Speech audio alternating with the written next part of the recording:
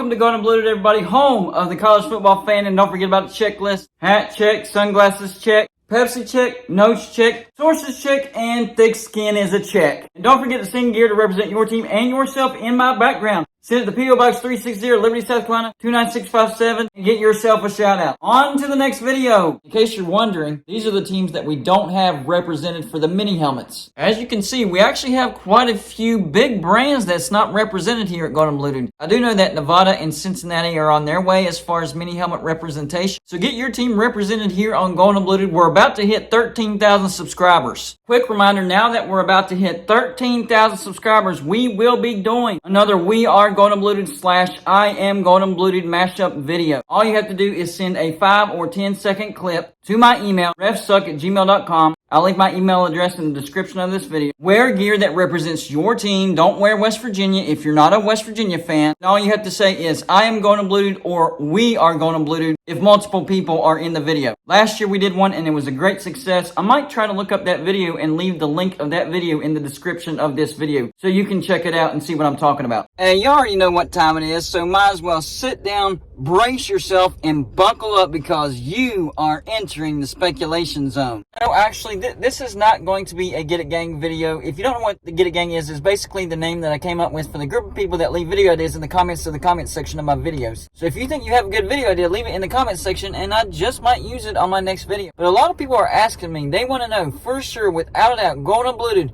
who is in the best shape as far as the Big 12, the Big Ten, and the ACC when it comes to their TV deal and keeping their teams within their conference. We already know that the Big Ten and the SEC, they're good to go.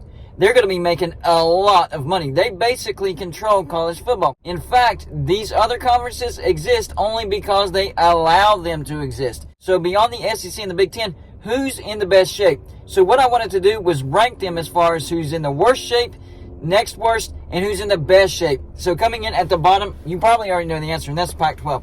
The Pac-12 doesn't have a TV deal. They just lost USC and UCLA to the Big Ten. That was a massive, massive blow. They lost the number 2 TV market in the entire United States to the Big Ten. On top of that, that means the Big Ten has the number 1 market and the number 2 market. Remember, they have Rutgers. Rutgers technically has that New York City TV market, and that's number 1.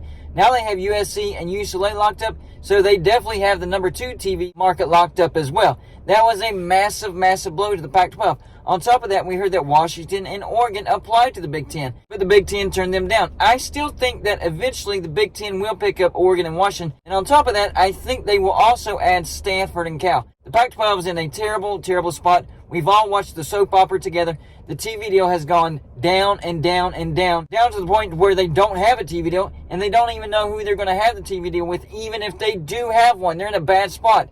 Pac-12 fans themselves are so mad now that they're not defending the Pac-12 anymore. They're actually making sarcastic jokes towards the TV deal. They know they're in a bad situation, and now they want their team to land in a good conference. The Pac-12, without a doubt, is in the worst shape when it comes to the ACC, Big 12, and Pac-12. Now, I do think that the Pac-12 will continue to exist, even if they get picked apart, but there is a big-time possibility that the Power 5 status or Autonomous 5 status will be taken away from the Pac-12, and they will no longer be a Power 5 conference. I think they will get picked apart down to Oregon State and Washington State. I think Oregon, Washington, Cal, and Stanford will head off to the Big Ten, and I think the four corners, Arizona, Arizona State, Utah, and Colorado, will head off to the Big 12. That leaves Oregon State and Washington State. But I do think that they will backfill whenever they lose these members. I think they'll get Boise State. That's a great football brand. The Pac-12 said that they would never add Boise State because of their academics. But desperate times call for desperate measures. I also think that they will eventually add San Diego State. I know they're saying they're adding them now, but we're not hearing any type of announcement. You'd think they'd announce that by now. Whether it's now or whether it's later, I think the Pac-12 does add San Diego State. I also think that they add Fresno State if the Big 12 doesn't grab Fresno State. Remember, the Big 12 is still trying to get that Pacific time zone, and even if they get the four corners, that doesn't cover the Pacific time zone. So they would have options in San Diego State and Fresno State. So this list is if the Big 12 doesn't go after them first. I also think that they'll eventually land SMU, whether it's now or later. On top of that, they should add Rice and Tulane to make it an 8-conference Pac-12. I mean, that does not look anything close to what it is now, but they would continue to exist. And that's why I have Pac-12 at the bottom of the list. Number 2, this comes down to the ACC and the Big 12. Number 2, I have the ACC. Here's why. The TV deal between the ACC and ESPN is similar to the TV deal that the Big 12 has with Fox. It's about the same type of money. But the difference here is the ACC has bigger brands, more premier brands. They should be making more money. That's why I think their deal is worse than the Big 12, and they're in worse shape. We're already hearing Florida State and Clemson talking about unequal revenue share, or they're going to think about bolting. And Florida State's athletic director said he got a legal team to look into how much it would cost for Florida State to get out of the ACC. The number they came up with was $120 million. Now that's being disputed, saying it's really $500 million, because if they only pay $120 million, yes, they can get out, but they're still stuck in the grant of rights, and any home games that they play, that money would still go to the ACC. So I don't know what the total amount would be. I'm hearing $500 million. Maybe it is the $120 million. Otherwise, I don't know why they would even post that. But Florida State is looking into getting out of the ACC if they don't do unequal revenue share. Same thing with Clemson. Clemson wants unequal revenue share. And listen, I get it. They make the most money for the ACC, so they want to receive the most money from the ACC. But at the same time, I also understand the argument for people saying unequal revenue share equals the beginning of the end for any conference. And maybe that is the beginning of the end for the ACC. But maybe it also allows them to exist for a few more years that they otherwise wouldn't exist. This is the ACC trying to make it to 2036. That's it. They're trying to make it to 2036. On top of that, nobody is going to join the Pac-12. Nobody wants to join and sign that grant of rights. That is a terrible, terrible deal. Unless you're Notre Dame. Now, if Notre Dame signs those grants of rights, that TV deal will be renegotiated and the revenue will go through the roof. Now, they could do unequal revenue share, and I think the lower brands would be okay with that because the revenue would be higher.